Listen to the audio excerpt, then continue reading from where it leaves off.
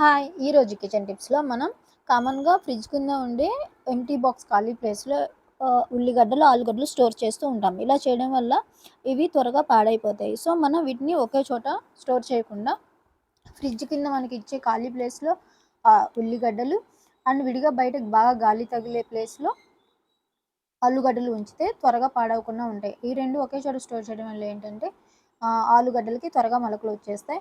And వీటిని మనం ఉల్లిగడ్డలు ఫ్రిడ్జ్‌లో పెట్టకూడదు. బయట గాలి తగిలే ప్లేస్‌లోనే ఉంచాలి.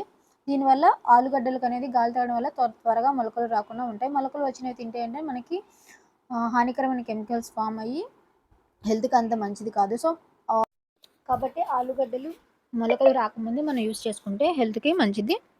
సో, ఈ రెండిటిని ఒకే చోట స్టోర్ చేయకుండా ఉండండి. మరిన్ని కిచెన్ టిప్స్ కోసం సబ్స్క్రైబ్ మై ఛానల్. హాయ్! ఈరోజు కిచెన్ టిప్స్‌లో ఎగ్స్ బాయిల్ చేసిన తర్వాత పైన పెంకు ఈజీగా రావడానికి మనం బాయిల్ చేసే ముందు ఒక స్పూన్ సాల్ట్ వేసుకొని బాయిల్ చేస్తే ఈజీగా పెంకొచ్చేస్తుంది. అలాగే ఎగ్స్ అనేవి మనం ఎక్కువ సేపు బాయిల్ చేస్తే దానిలో ఉండే ప్రోటీన్స్ అనేవి పోతాయి. సో, 15 మినిట్స్ బాయిల్ చేస్తే సరిపోతుంది. ఎక్కువ సేపు బాయిల్ చేస్తే ఏంటంటే ఎగ్ లోపల ఉండే యెల్లో అనేది లైట్ బ్లూ షేడ్‌లోకొచ్చేస్తుంది.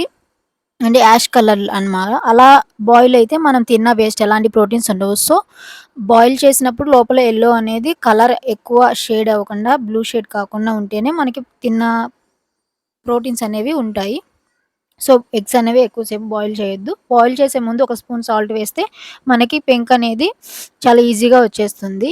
కావాలంటే వీడియోలో చూడండి. నేను ఒక స్పూన్ సాల్ట్ వేశాను. చాలా ఈజీగా వచ్చేసింది. సో, ఇలాంటి మరిన్ని కిచెన్ టిప్స్ కోసం subscribe my channel. Thank you for watching.